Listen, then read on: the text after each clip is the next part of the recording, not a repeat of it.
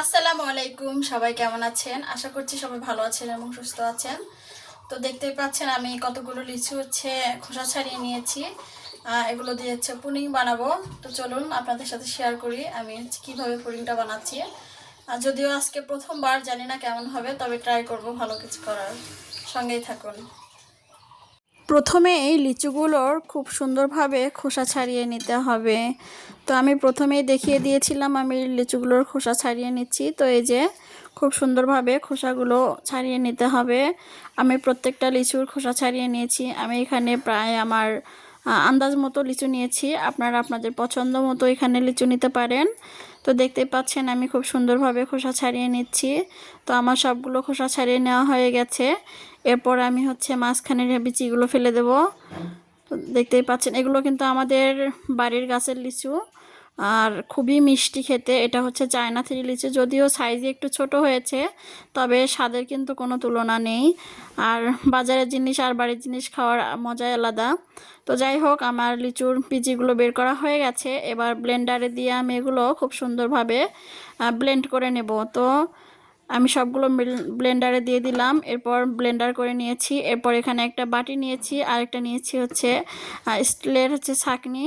তো আমি এখানে খুব সুন্দরভাবে ছেঁকে নেব। উপরের যে আঁশগুলো থাকবে বা কালো কালো একটা অংশ থাকে, সেটা একদম আলাদা হয়ে যাবে। তো দেখতেই পাচ্ছেন আমি তরলগুলো নিচে নিয়ে নিলাম। তো এই যে আমার খুব সুন্দরভাবে ছেঁকে নেওয়া হয়ে গেছে। আমি এর থেকে কিছুটা অংশ সাদা পুডিং, অর্থাৎ ছোট ছোট করে কেটে নেওয়ার জন্য বানাবো। এর জন্য আমি অর্ধেক দিয়ে দিলাম আর অর্ধেক রেখে দিলাম। তো এরপর আমি এখানে স্বাদ মতো চিনি দিয়ে দেব। এখানে আপনারা আপনাদের পছন্দ মতো চিনি ব্যবহার করতে পারেন। তো এখানে আমি আমার মেজারমেন্ট কাপ দিয়ে ছোট 2 চামচের মতো চিনি দিয়েছি, এবং একটা মিডিয়াম চামচ দিয়ে আগার আগার পাউডার দিয়ে দিলাম। এরপর জাল কিন্তু আগে ধরানো যাবে না, আগে এটা খুব সুন্দরভাবে মিশিয়ে নিতে হবে। তো আমি খুব সুন্দরভাবে মিশিয়ে নিলাম। এরপর চুলার জালটা অন করে দিয়েছি। এরপর খুব বেশিক্ষণ জাল করার দরকার নেই, প্রায় 2 মিনিটের মতো আমি এটা জাল করে নিয়েছি। এরপর আমি এটাকে খুব সুন্দরভাবে সেট করার জন্য একটা মাটির প্লেটে নামিয়ে নেব। আপনারা আপনাদের পছন্দ মতো প্লেটে বা যে কোনো পাত্রে নামিয়ে নিতে পারেন। আমি আমার কাছে এটাই ছিল, মাটির প্লেটে আমি বেশি সুবিধা মনে করেছি, এই জন্য আমি এটাতেই নিয়েছি। এটাতে তাড়াতাড়ি জমবে, এর কারণে আমি এটাতে নিয়েছি। তো এটা রেখে দিয়ে বাকি যে রসটুকু ছিল সেটার মধ্যে সামান্য আর একটু পানি দিয়ে আমি আবারও চুলায় বসিয়ে দিলাম। এরপর আবারও সেই আগার আগার পাউডার এবং পরিমাণ মতো চিনি দিয়ে খুব ভালোভাবে মিশিয়ে নিতে হবে। আসলে আমি এটা প্রথমবার বানাচ্ছি, জানি না কেমন হবে। তো আপনাদের সাথে শেয়ার করছি, এবং আমি খেতে বেশ ভালোই লেগেছে, যদিও দেখতে খুব একটা ভালো ছিল না, তবে স্বাদের কোনো তুলনা ছিল না। তো দেখতেই পাচ্ছেন আগার আগার পাউডার দিয়ে মিশিয়ে নেওয়ার পর আমি এখানে আবারও পরিমাণ মতো চিনি দিয়ে দিচ্ছি। আমি আগেই বলেছি আপনারা আপনাদের পছন্দ মতো চিনি ব্যবহার করবেন। যেহেতু বাচ্চারা খাবে, আমি খুব বেশি চিনি ব্যবহার করব না। আর যেহেতু লিচিটাও মোটামুটি ভালোই মিষ্টি, তো খুব বেশি টক না, এর জন্য খুব বেশি মিষ্টির প্রয়োজন নেই। তো এই যে এটাও দেখতে পাচ্ছেন খুব সুন্দরভাবে ফুটে উঠেছে। আমি এটাও কিছুক্ষণ জাল করে নামিয়ে নিব।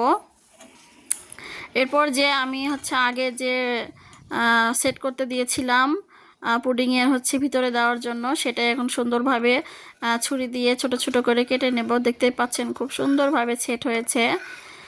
যদিও আর একটু ঘন করলে ভালো হতো, তবে আমার কাছে এটাও খারাপ লাগেনি, খেতে ভালোই লেগেছে।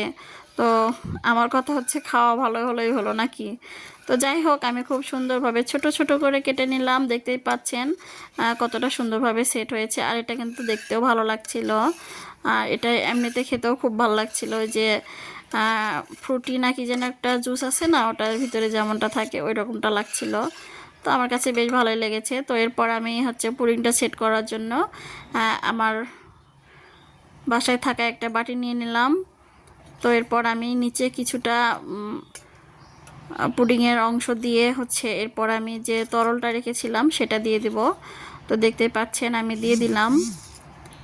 আসলে নিজে রান্না করা জিনিস যেমনই হোক না কেন, দেখতে রান্না করাটাই হচ্ছে আসল বিষয় আমি মনে করি। আর আমি আমার বাচ্চাকে সবসময় বাসায় তৈরি খাবার খাওয়ানোটাই বেশি প্রাধান্য দেই।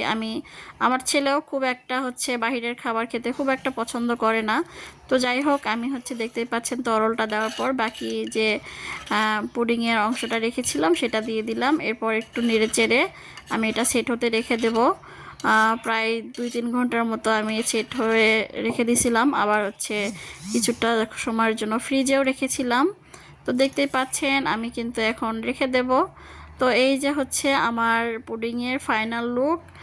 তো যদিও আমার হচ্ছে পরে আর ভিডিওটা অন করা হয়নি, মানে আমার মনেই ছিল না যে ভিডিওটা অন আছে কি অফ আছে।